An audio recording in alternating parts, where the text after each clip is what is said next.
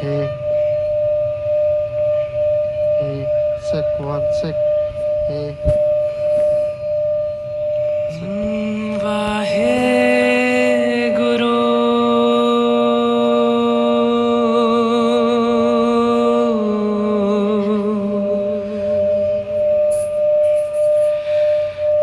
वाहे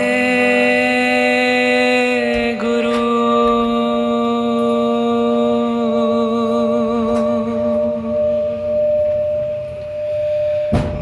वाहे गुरु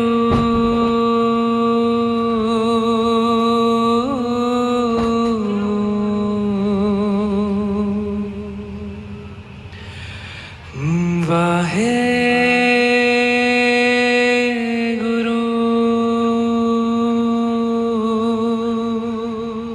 रहीमन बात अगम्य की, वाहे गुरु रहीमन बात अगम्य की, कहन सुनन की नाही। वाहे रहीमन बात अगम्य की, कहन सुनन की नाही।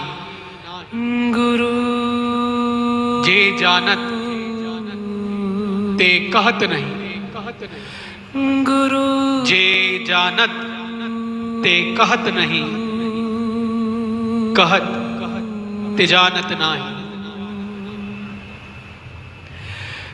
Wahe Guru Truth cannot be said, says Rahim, 16th century Sufi poet. Truth cannot be said. Those who know say it not, and those who say they know it not. वाहे वाहे वाहे गुरु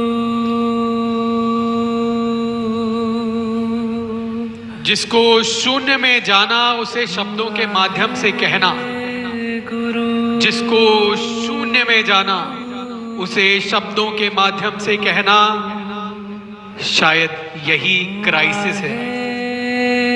गुरु लेकिन कोशिश जारी है, वाहे कोशिश वाहे जारी है। वाहे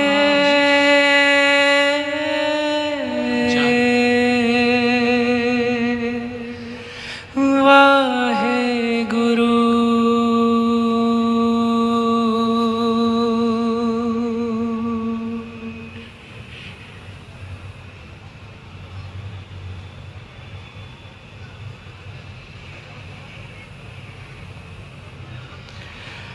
आवो मीत प्यारे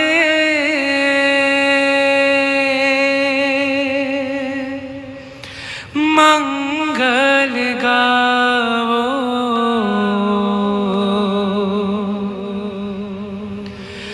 गावो नारे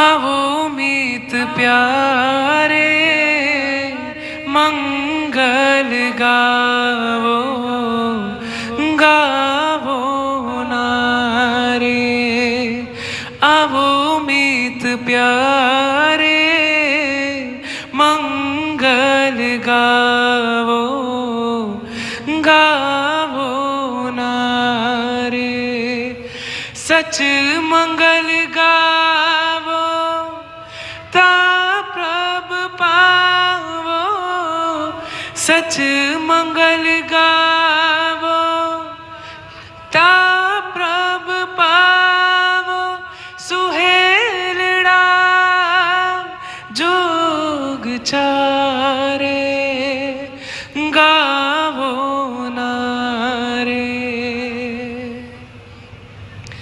आवो मीत प्यारे मंगल गावो गावो ना रे, गावो ना रे, गावो ना रे।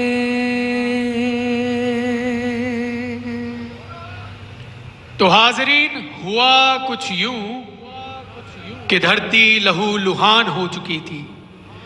आसमान में काले बादल छा गए थे। इंसानियत गुम हो रही थी, इंसानी रूह खोखली हो चुकी थी और जहनियत पर धुंध की परत जम चुकी थी। हर तरफ त्राहीमाम मच रहा था। ज्ञान तार तार हो चुका था। अंधेरा बड़ी मुस्तैदी के साथ अपने पांव पसार रहा था और तभी अत्याचार के उस माहौल में अंधेरे के दरवाजे पर एक रोशनी ने दस्तक दी। तो हाजरीन, आज हम उस रोशनी की आपको कथा कहानी किस्सा गाथा दास्तान सुनाने की एक अधूरी कोशिश करेंगे। अधूरी क्यों? अधूरी इसलिए कि उस रोशनी की खातिर अगर सारे समंदर की स्याही भी बना दें तो वो भी लिखने में कम पड़ जाए। इस संसार के सारे शब्दों को भी इकट्ठा कर लें तो वो भी बोलने में कम पड़ जाए। उस रोशनी की गहराई इतनी है कि हम सिर्फ कोशिश ही कर सकते हैं।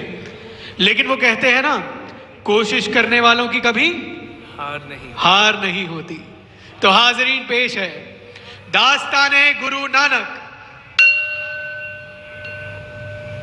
उर्दू के नामवर शायर अल्लामा इकबाल साहब ने बाबा नानक की तस्वीर को अपने शब्दों के माध्यम से कुछ इस तरह पिरोया है, जरा गौर फरमाइएगा। कौम ने पैगाम गौतम की जरा परवाह न की, कद्र पहचानी ना अपने गौहरे यकदा न की। आह बदकिस्मत रहे आवाज हक से बेखबर, गाफिल अपने फल की शीरीनी से होता है शजर। आशिकार उसने किया जो जिंदगी का राज था, हिंद को लेकिन ख्याली फलसफे पर नाज था।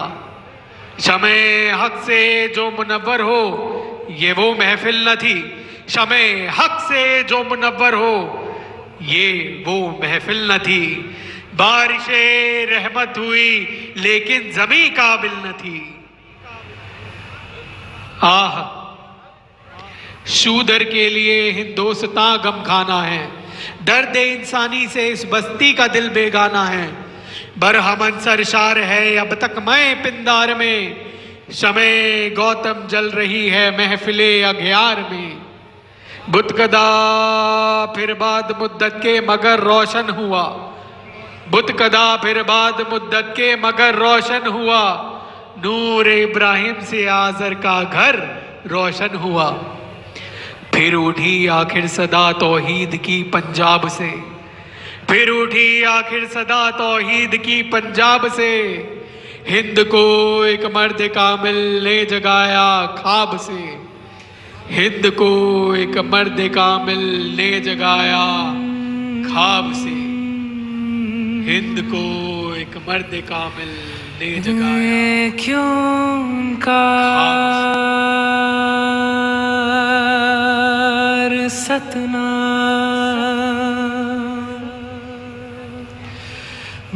करता पुरख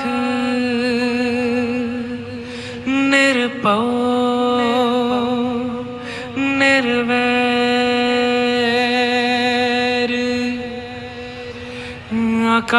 अकाल मूरत अजूनी सैभं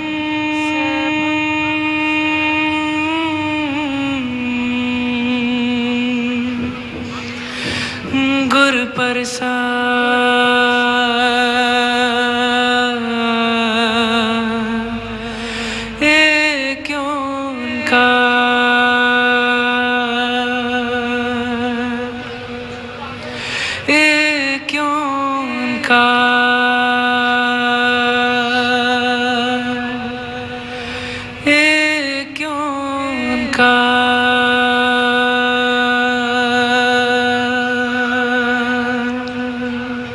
बाहर की बैठक में आदमी इकट्ठा है और अंदर औरतें जमा हैं। तलवंडी गांव के कालू मेहता की पत्नी माता तृप्ता ने एक बच्चे को जन्म दिया है। सभी लोग उस बच्चे को देखने के लिए उत्सुक हैं। इतने में दौलता नाम की दाई उस कमरे से बाहर निकली जिस कमरे में उस बालक का जन्म हुआ। सभी ने देखा कि दौलता के चेहरे पर खुशी झलक रही है, पर वो कुछ घबराई हुई भी लग रही है। गांव के जमींदार राय बुलार ने आगे बढ़कर पूछा, क्यों री दौलता, क्या खुशखबरी लाई हो? बधाई हो, लड़का हुआ है। पर क्या? सभी लोग एकदम से चौंक उठे। पिता कालू मेहता ने घबराते हुए पूछा, तृप्त और बच्चा वो दोनों तो ठीक है ना? सब ठीक है, घबराने की कोई बात नहीं। पर ये बालक तो कुछ विचित्र सा है। अक्सर बच्चे जन्म लेकर रोते हैं, बिलखते हैं, पर ये तो मुस्कुरा रहा है जैसे कुछ पा लिया हो। सभी लोग दौलता की बात सुनकर आश्चर्य में पड़ गए। पिता कालू मेहता को जहां पुत्र जन्म की खुशी थी, वहीं वो दौलता की बात सुनकर चिंता में डूब गए। इतने में गांव के पुरोहित पंडित हरदयाल वहां आ पहुंचे। पिताजी ने बालक के मुस्कुराने की बात उन्हें बताई। पंडित जी ने कहा, घबराओ नहीं, बालक कहाँ है, मैं जरा बालक को देख लूं। पंडित जी दरवाजा खोलकर कमरे के भीतर गए। उन्होंने बालक को देखा और बस देखते ही रह गए। पंडित जी का मुंह खुला का खुला और आंखें फटी की फटी रह गई। अद्भुत प्रकाश फैला हुआ है बालक के मस्तक पर और उस प्रकाश से सारा वातावरण प्रकाशमय हो गया। अंधेरे का नामो निशान तक न था। मेटी तुंद जग चानन होआ। पंडित जी दोनों हाथों को जोड़कर बालक को नमस्कार करते हैं। तो हाजरीन, ये बात है आज से लगभग 550 साल पहले की, और उस बालक का नाम है नानक, जो आगे चलकर बाबा नानक, लामा नानक, गुरु नानक, नानक देव आदि आदि नाम से जग प्रसिद्ध हुए। सतगुरु नानक परगटिया, मेटी तुंद जग चानन होआ। जो कर सूरज निकलिया, तार छपे अंधेर पलोआ।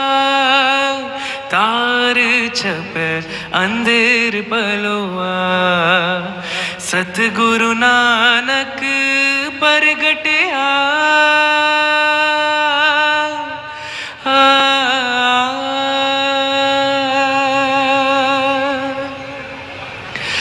सिंह बुके मेरे गावली, पन्ने जाए न तेर तरुआ।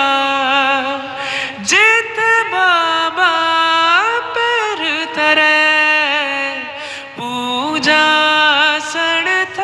पण सोआ। मेटी तुंद जग चानन होआ। सतगुरु नानक परगटिया।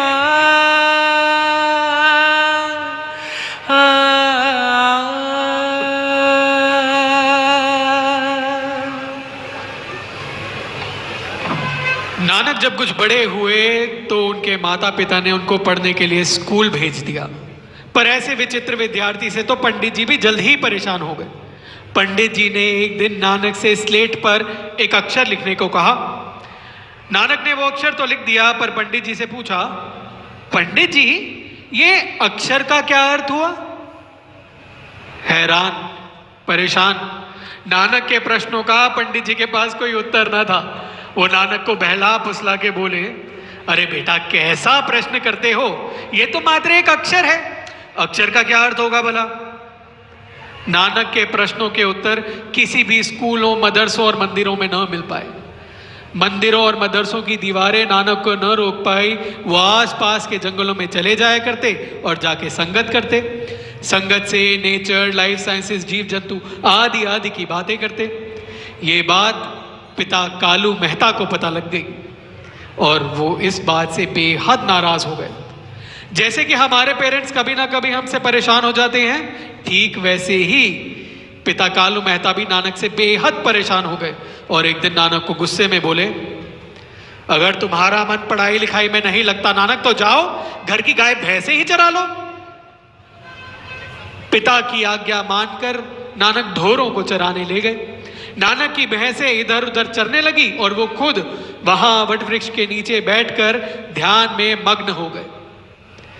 नानक की भैंसें एक किसान के खेत में जा घुसी और उसे चर गई। ये बात जब किसान को पता चली तो उसको बहुत गुस्सा आया और उसने हट जाने की मांग की। ये बात गांव के मुसलमान जमींदार राय बुलार को पता लगी। राय बुलार नानक से बेहद स्नेह करते हैं। उन्होंने किसान का हट जाना भी बढ़ दिया और पिता कालू मेहता से कहा, अपने बेटे को कुछ भी बुरा भला मत कहना, अपने बेटे को कभी भी बुरा भला मत कहना, उसमें मुझे अल्लाह का दीदार होता है। अल्लाह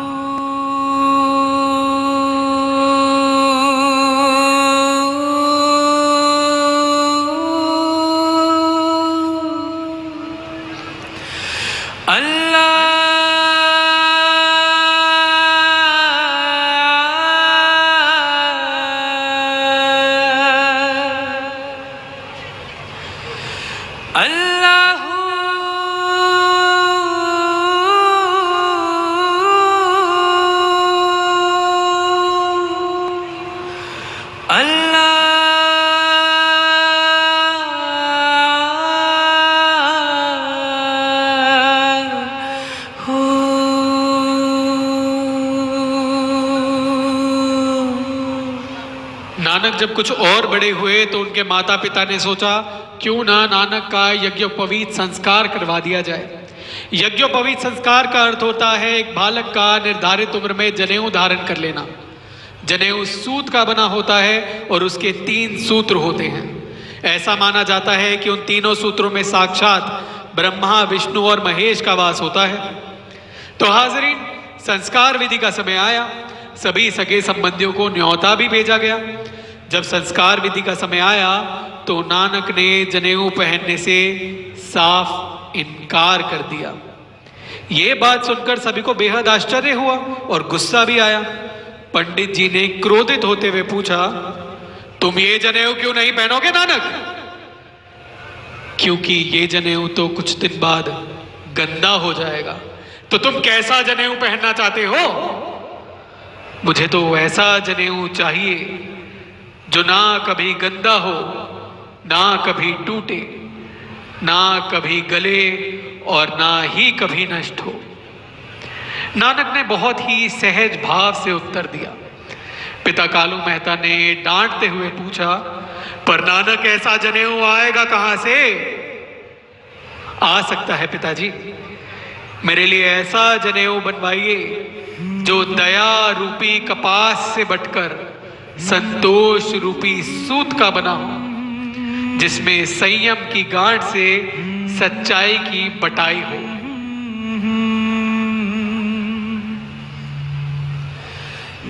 दया कपा संतोख सूत, जत गंडी सतवट।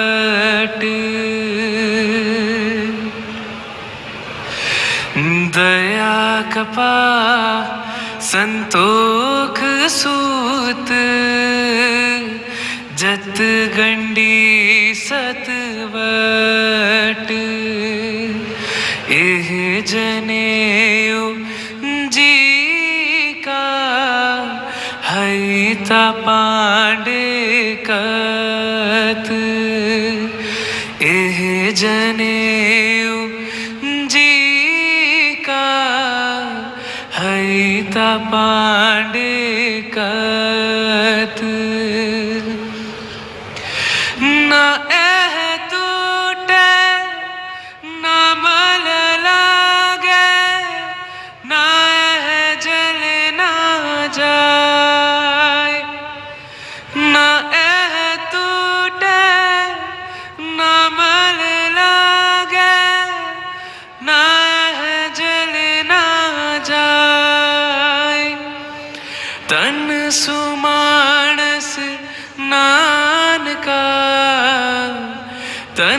सुमानस नानका जो गल चले पाए। दया कपा संतोख सूत जत गंडी सतवट। एह जनेऊ जी का हई तपांडे कत। बहुत थक हार कर सोच विचार कर नानक को किसी व्यापार में लगाने का फैसला किया गया। उन्हें एक छोटी सी दुकान भी खुलवा दी गई। फिर कुछ दिनों बाद पिता कालू मेहता ने नानक को 20 रुपए दिए और बोले, बेटा पास के गांव में बाजार लगा है, जरा अपनी दुकान के लिए कोई सौदा खरीदाओ। नानक ने रुपए तो रख लिए, पर पिताजी से पूछा, कैसा सौदा खरीदूं पिताजी? बड़े फायदे का सौदा होना चाहिए नानक, खरा सौदा होना चाहिए नानक। ठीक है पिताजी, मैं ऐसा ही सौदा खरीदूंगा। नानक रुपए लेकर बाजार को चल दिए, ये सोचते हुए ऐसा कौन सा सौदा है जिससे बहुत लाभ हो। रास्ते में एक जंगल पड़ता है। नानक वहीं से गुजर रहे हैं कि उन्हें साधुओं की टोली मिलती है। वो वहीं विराजमान है। वो नानक को बोले, हम कई दिनों से भूखे हैं, हमें भोजन करा दो। भूखों को भोजन कराने से बहुत लाभ होता है। बहुत लाभ होता है। नानक इन शब्दों को सुनकर पिता की बात याद करने लग गए कि पिताजी ने कहा था ऐसा सौदा खरीदूं जिससे बहुत लाभ हो। और इन साधुओं की जमात को भोजन करवाने से खरा सौदा कौन सा होगा भला? और हाजरीन, ऐसा ही खरा सौदा आज तक दिन रात न जाने कितने ही गुरुद्वारों में होता आ रहा है।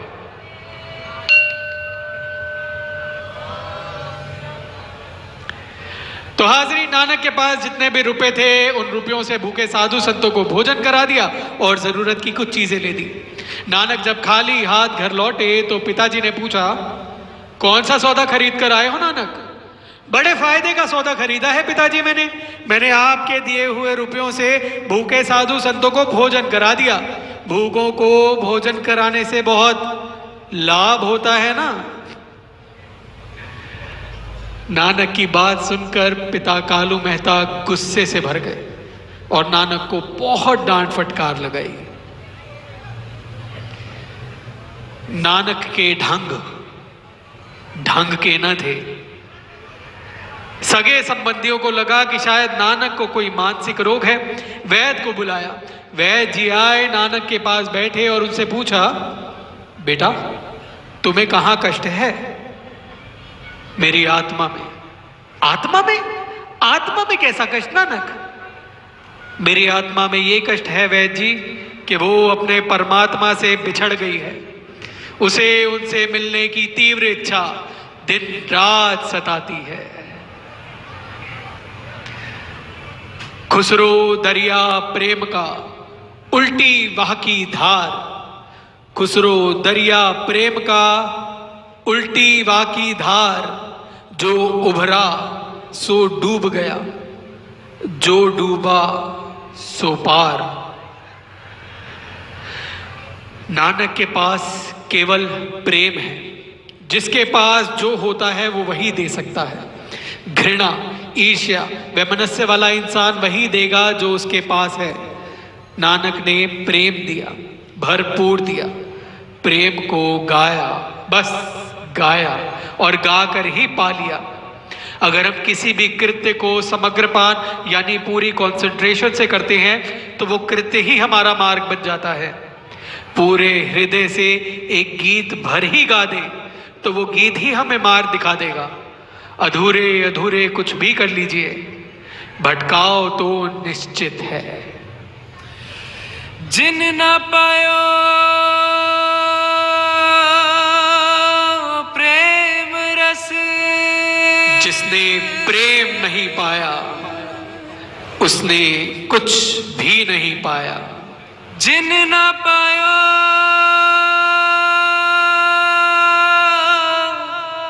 प्रेम रस,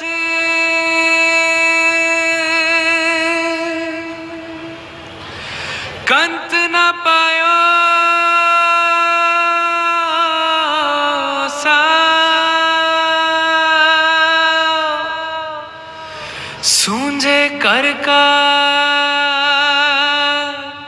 पाहुणा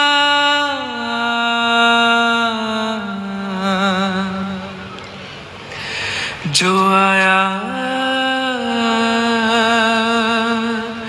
त्यो जा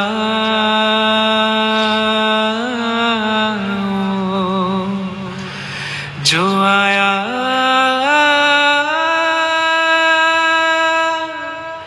त्यो जा।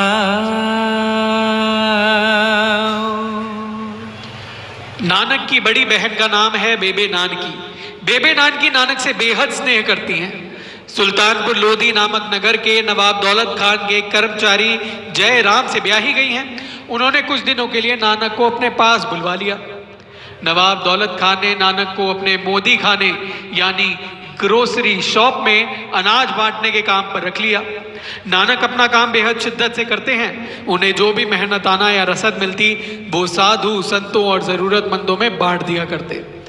एक बार वो किसी को रसद तोल कर दे रहे, अपने तराजू से 12 बार तोल चुके तो उनके मुख से निकला 13।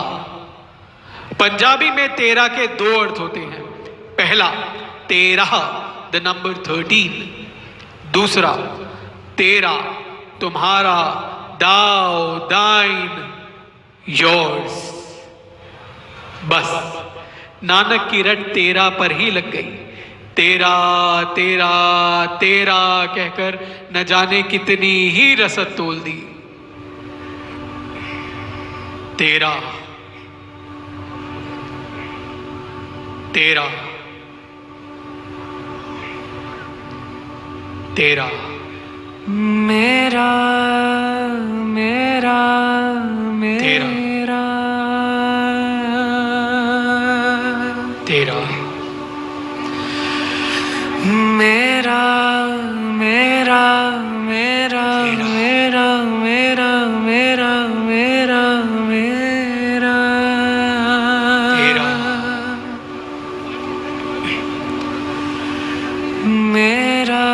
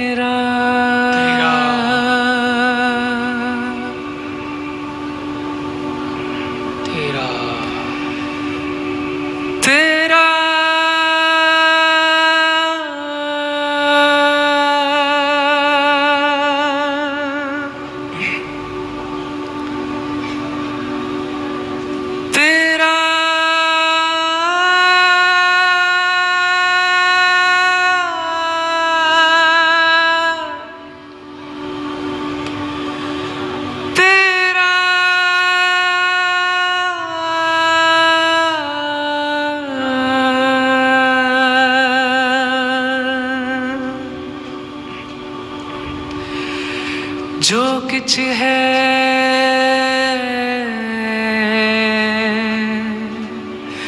सो तेरा तेरा तेरा।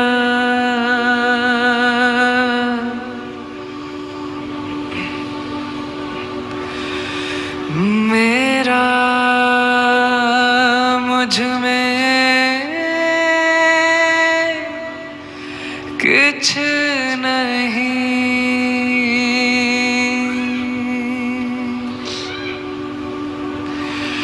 जो कुछ है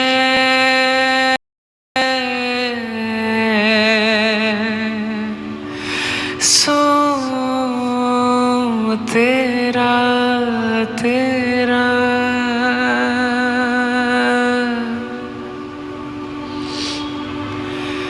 तेरा तुझको सौंपते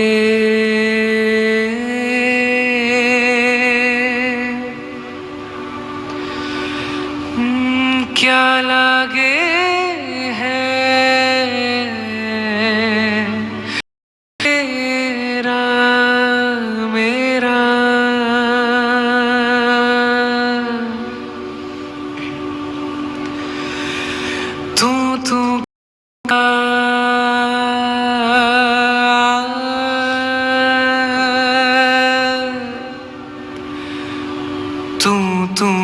करता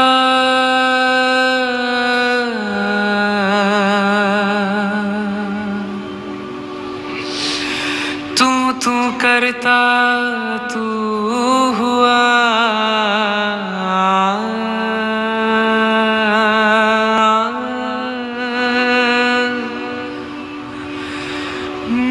मुझ में रहा ना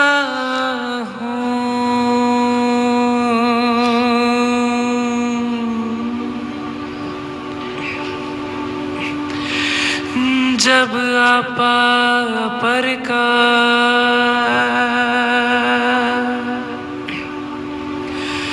जब आपा पर का मिट गया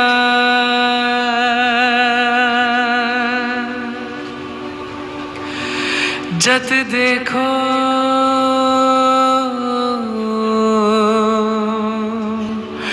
तत तू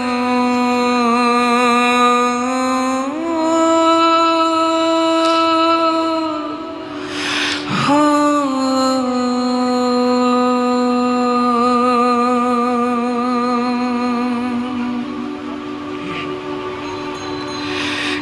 जब हम होते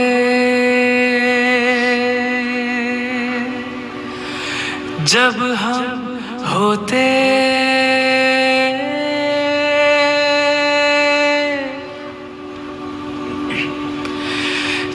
जब हम होते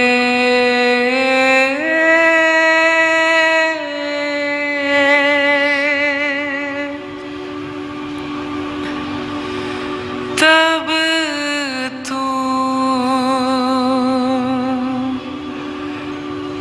तब तू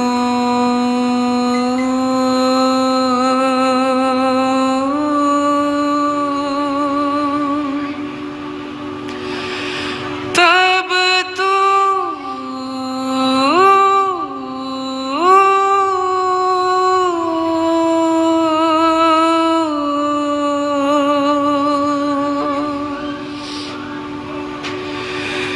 जब हम होते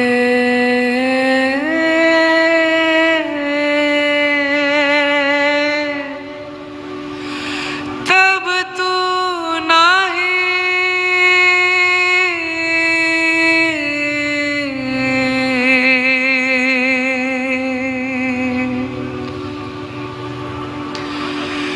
अब तू ही अब तू ही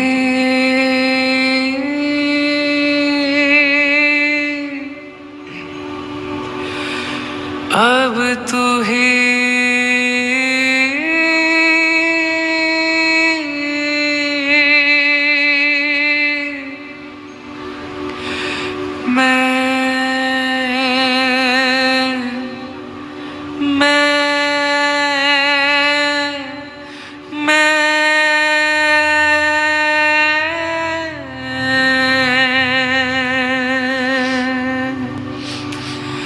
अब तू ही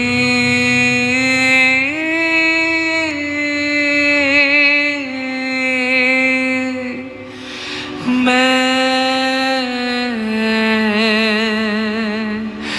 नाही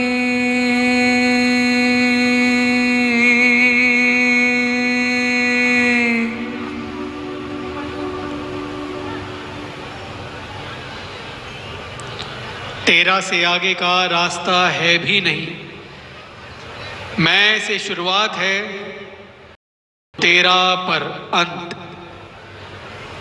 बाबा नानक इसी को प्रार्थना कहते हैं। मैं वासना है, तेरा उपासना है, प्रार्थना है। मैं नास्तिक होना है, तेरा आस्तिकता की परम घड़ी है। मैं अहंकार है, तेरा हुक्म है।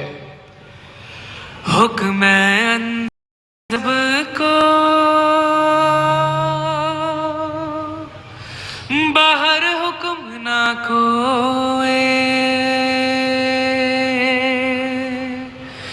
नानक हुक्म जे बुझे ताहूँ मैं कहे न कोई। नानक हुक्म जे बुझे ताहूँ मैं कहे न कोई। सुल्तानपुर लोधी में ही बहती हुई नदी में नानक साहब स्नान करने जाया करते। एक बार जब वो नहाने गए तो 3 दिन तक वापस ना लौटे। सगे संबंधियों को लगा कि शायद नानक उसी में कहीं बह गए, पर बेबे नानकी को यकीन न हुआ। 3 दिन बाद नानक लौटे, पर अब वो नानक ना थे। 3 दिन लगते हैं पुराने को जाने में और नए को आने में, इसीलिए तीसरा मनाया जाता है। नानक का रंग रूप पूरी तरह से बदला हुआ है। उनका मुखमंडल प्रकाश से चमक रहा है। उनकी आंखों में अद्भुत ज्योति फूट रही है और जो शब्द उनके मुख से सबसे पहले निकले वो हैं ना को हिंदू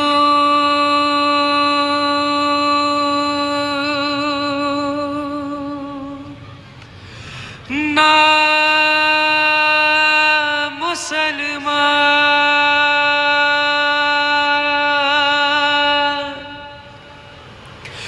ना को हिंदू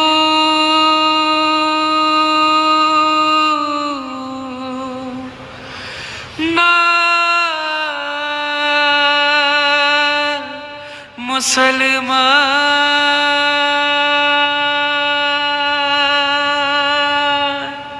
शहर के कट्टरपंथी हिंदू और मुसलमान दोनों ही नानक से बेहद नाराज होने लग गए। इस बात की शिकायत काजी ने नवाब दौलत खान से की। नवाब साहब ने नानक को बुलवा भेजा और पूछे, ये क्या हो गया है आपको? आप कहते हैं ना कोई हिंदू ना कोई मुसलमान, मतलब क्या है सबका? तो हाजरीन, अब जो नानक साहब ने फरमाया वो उस विचारधारा का सार हो गया जिसे हम आज के संदर्भ में सिख होना कहते हैं। मैं इंसान और इंसान के बीच कोई फर्क नहीं जानता। ईश्वर मनुष्य की परख उसके अच्छे कर्मों से करता है, ना कि उसके हिंदू या मुसलमान होने से। तो क्या आप ये जानते हैं कि एक मुसलमान को खुदा की बारगाह में जगह सिर्फ इसलिए मिलती है नानक क्योंकि वो एक मुसलमान है? काजी ने तुनक कर पूछा। नानक फरमाते हैं, किसी को सिर्फ मुसलमान होने के कारण खुदा की बारगाह में जगह नहीं मिल सकती। अपने आप को मुसलमान कहलाने वाले ऐसे कितने ही हैं, क्या वो सच में मुसलमान हैं? वो जो गरीबों की मदद करता है, रब की रजा में खुश रहता है, सभी जीव जंतुओं पर रहम करता है, ऐसा इंसान ही सच्चा मुसलमान कहलाने का हकदार है। दूसरों पर दया का भाव ही ऐसे मुसलमान की मस्जिद है। धीरज ही उसका मुसल्ला है जिस पर बैठकर वो नमाज अदा करता है। ईमानदारी की कमाई ही उसकी कुरान है। बुरे कर्मों के प्रति लज्जित होना ही उसकी सुन्नत है। शील ही उसका रोजा है। उसके अच्छे कर्म ही उसके काबा है और सच्चाई ही उसका पीर है। उसकी पहली नमाज सच्चाई की है। ईमानदारी की कमाई उसकी दूसरी नमाज। अपने मन को पवित्र रखना तीसरी नमाज है। खुदा की बंदगी करना चौथी नमाज है और सारे संसार का भला चाहना पांचवी और आखिरी नमाज है। जो मुसलमान ऐसी नमाज पढ़ता है काजी साहब, वही सच्चा मुसलमान है।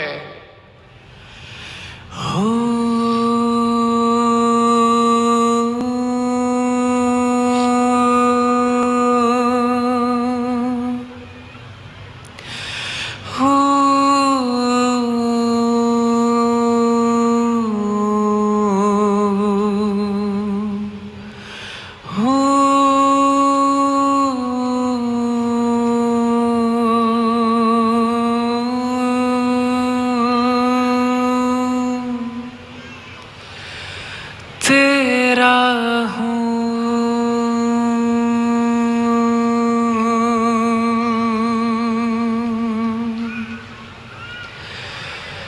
तू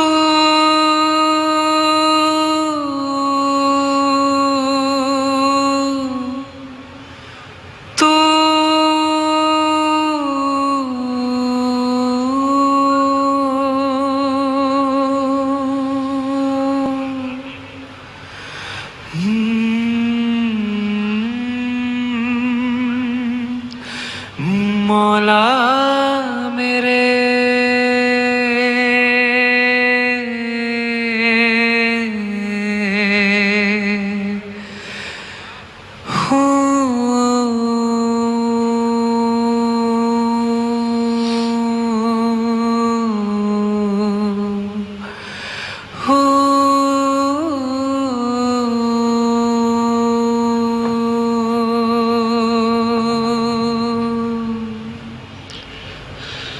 किसी रोज शाम को नमाज का वक्त हुआ।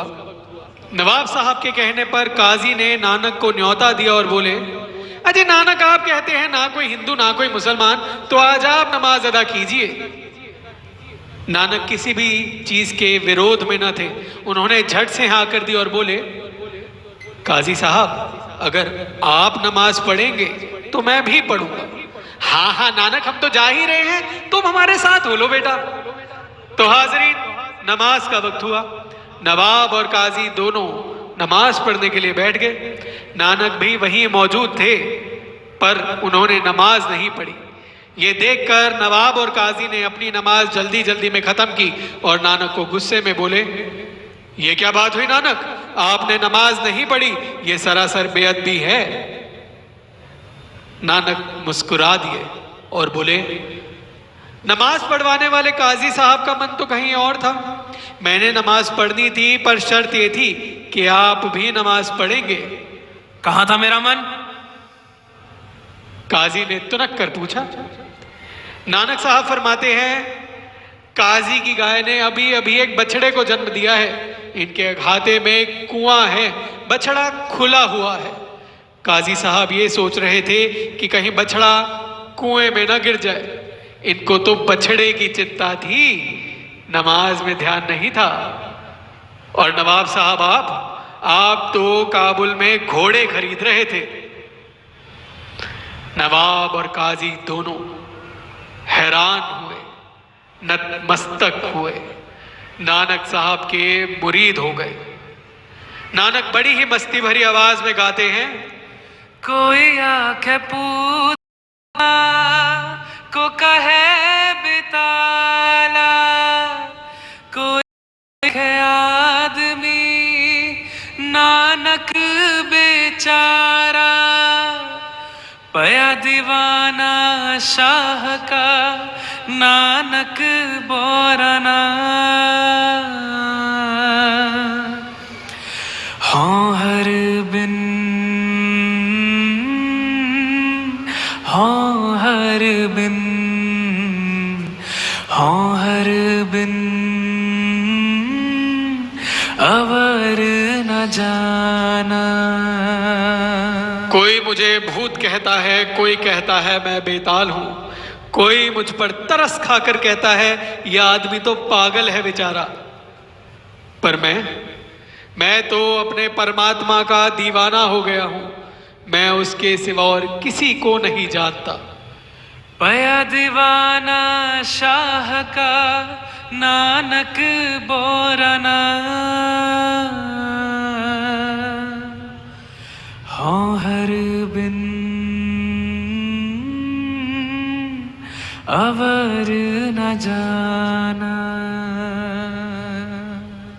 In the caste-ridden 16th century Indian society, what Guru Nanak attempted is unprecedented.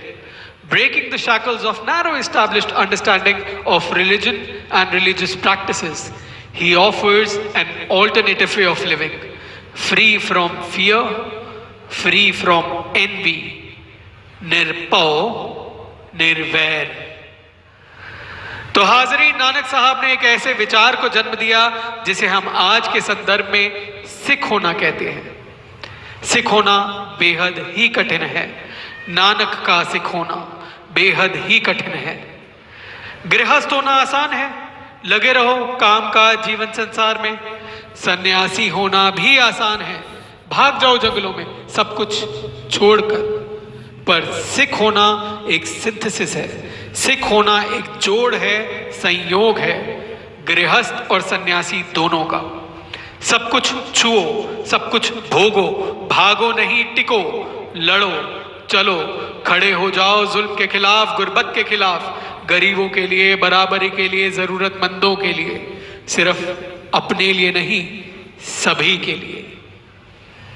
तो हाजरीन, जो गुरु नानक का सिख है वो सदैव प्रेम में है और उसे वो लुटाता है। वो गुरु के दर पर मांगने नहीं, शुक्राना करने जाता है। और यही नास्तिक और धार्मिक का मौलिक भेद है। Guru Nanak रेवोल्यूशनाइज्ड the idea of धर्म। धरती तन होए अंबर, सबे दुख मुके सच्चे पातशाह जी। हथ बन दिया मथा टेक दिया, तुसी आन टुके सच्चे पातशाह जी। हेठा चानण दा दरिया बगे, उतो मेरे दबर से मेघ बाबा। जिन्ना थावा ते पाए पैर तुसी, उथे अज भी वरते देग बाबा। आर नानक पार नानक सब थाए क्यों कार नानक। आर नानक पार नानक सब थाए क्यों कार नानक। आर नानक पार नानक सब थाए क्यों कार नानक। आर नानक पार नानक सब थाए क्यों कार नानक।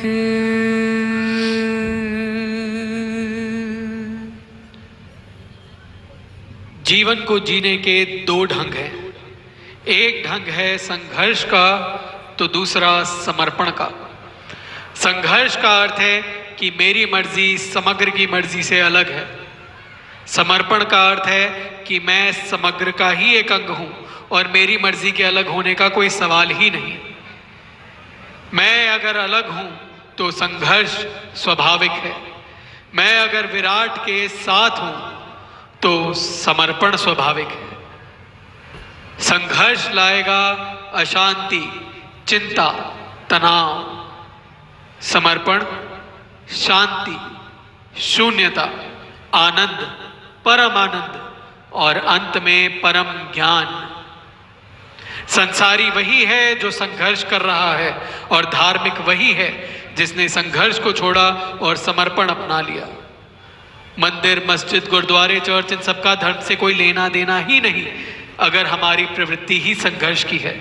अगर हम लड़ रहे हैं उस परमात्मा से, अगर हम अपनी कोई इच्छा पूरी करवाना चाहते हैं, पूजा से ही सही, पाठ से ही सही, अगर हमारी अपनी कोई इच्छा है तो हम अधार्मिक हैं। जब हमारी अपनी कोई इच्छा नहीं, उसकी इच्छा ही हमारी इच्छा, जहां वो ले जाए वही हमारी मंजिल। जब हम कोई निर्णय लेते ही नहीं, तब हम संघर्ष को छोड़कर समर्पण अपना लेते हैं और निर्भर हो जाते हैं, जिसे इंग्लिश में अनबर्डन्ड होना या लाइटनेस ऑफ बीइंग भी कह सकते हैं। शायद यही वो अवस्था है जिसे परम आत्मा भी कहा गया है। अहंकार, अहम, हूं मैं, गले में लटके उस पत्थर की तरह है जो हमें भारी किया जाता है। जितना हम लड़ेंगे, जितना हम संघर्ष करेंगे, उतना ही अहंकार बढ़ेगा। वेख फरीदा मेटी खुली, मेटी उत्ते मेटी डुल्ली। वेख फरीदा मेटी खुली, मेटी उत्ते मेटी डुल्ली। मेटी हसे मेटी रोवे अंत मेटी दा मेटी होवे मेटी हसे मेटी रोवे अंत मेटी दा मेटी होवे ना कर बंदिया मेरी मेरी ना कर बंदिया मेरी मेरी ना है तेरी ना है मेरी ना है तेरी ना है मेरी चार दिना दा मेला दुनिया फिर मिट्टी दी बन गई तेरी चार दिना दा मेला दुनिया फिर मिट्टी दी बन गई तेरी। तो हाजरीन, यूं तो न रुकने का जी है और न बात खत्म हो सकती है। नानक रूपी समंदर का मंथन असीम है। एक ऐसा किरदार जिसने लंगर की रवायत को इस्टेब्लिश किया, सोशल और रिलीजियस स्टिग्मा को चैलेंज किया, जेंडर इनइक्वालिटी को कंडेम किया, जीवन को जीने का एक सीधा सादा रास्ता दिखाया। इस उम्मीद के साथ कि हम नानक प्रेमी आज यहाँ से प्रेम की सुगंध को लेकर अपने अपने घर जाएं और उसे आगे पहुंचाएं, आइए बाबा नानक की गाई हुई आरती को ग्रहण करते हैं। गगन में थाल रव चंद दीपक बने तारिका मंडल जनक मोती गगन में थाल रव चंद दीपक बने तारिका मंडल जनक मोती तूप मलयान लो पवन चवरो करे सगल बन राय फुलंत ज्योति सगल बन राय फुलंत ज्योति सगल बन राय फुलंत ज्योति कैसी आरती होए कैसी आरती कैसी आरती होए कैसी आरती।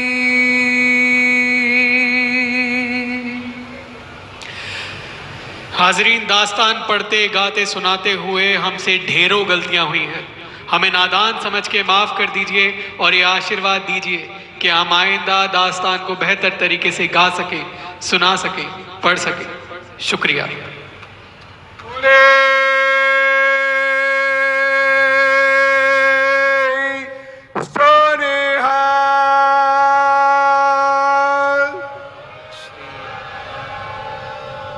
दास्ताने नानक, कमाल कमाल कमाल। नानक को समझने के लिए